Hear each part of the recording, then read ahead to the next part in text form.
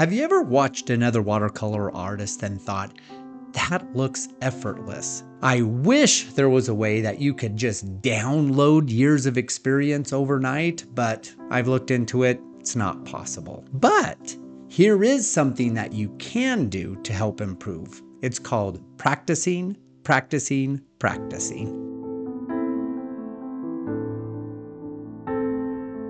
When I first started professionally painting, I made the same mistake a lot of beginner artists do.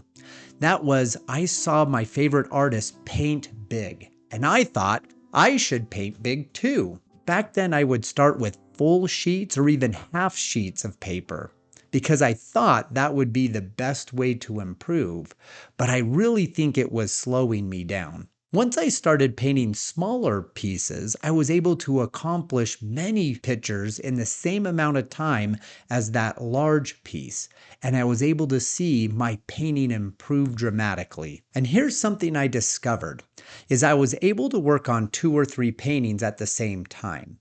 I would start with the sky, and then as I'm waiting for it to dry, I would set it aside while working on a separate painting. When I returned to the first painting, it was ready for my next layer. And one thing that I've mentioned before is timing in watercolor is key to knowing when to move forward or to hold back. So painting small and often, I'm getting more comfortable with these elements. And every time I'm doing a painting, I'm not only practicing my watercolor, I'm also practicing my drawing and my perspective and my water mixing.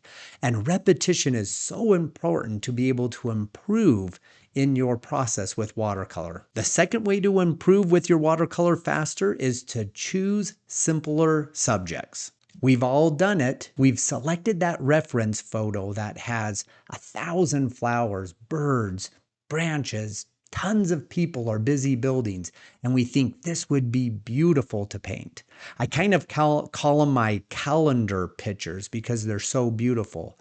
The problem is for a beginner, they're too complex to work with. You are setting yourself up for failure. Instead of learning watercolor, you're getting bogged down with all the little minute details in your reference photo. And when beginning to learn watercolor, it's important to be able to have many successes. So let's talk about a few ways that can help you pick a simple reference. The first is look for big, simple shapes. Rather than looking for the details, you want to look for big, simple shapes that you're able to practice or paint with watercolor. The second is to avoid too many negative shapes. If you're new to watercolor, a positive shape is something that you paint.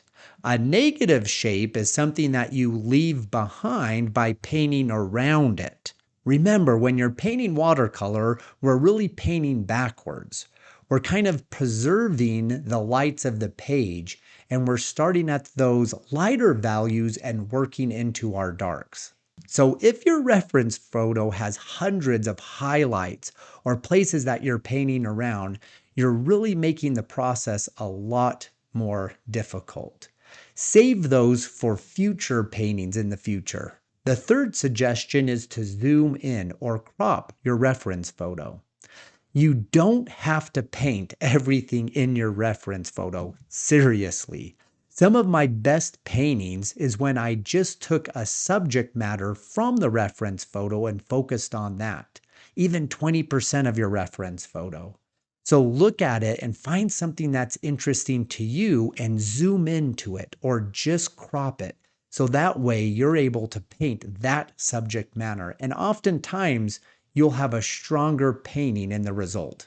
Okay, on to number 3. You'll want to practice specific skills. Now, there's no rule that says when you sit down to paint with watercolor that you have to complete your painting every time. For years, I thought that every time I started a painting that I had to complete it, that it had to be a masterpiece. And if for some reason I didn't finish it, I had failed. Now I intentionally practice different skills, and I have paintings that aren't complete. Sometimes I'll just practice clouds or trees. I can even pull up a Google image of trees or flowers, and I just practice them in different ways over a period of time. So ask yourself, what's holding you back? Is it your color mixing, your perspective, or your drawing? Whatever it might be, practice that one skill. It's possible that just practicing your brush work, you'll learn more than ever trying to complete a finished painting. And that's intentional practice. And intentional practice is what will help improve your painting the quickest. So let's do a recap. Number 1 was paint small and paint often. Number 2 was to paint simpler subjects. And then finally, number 3 was intentional practice. Practice specific skills to help you improve. Don't think that ever painting has to be a masterpiece. One less bonus suggestion I have for you is to remember to enjoy the process. Each one of us has started painting or doing art for different reasons. Whatever your reason is, that is your important thing. Don't worry, that improvement will come through your practice. Don't get bogged down with comparison to other artists that are out there on YouTube or on Instagram, because chances are we don't get to see their hundreds or thousands of practice paintings that are still in their studio.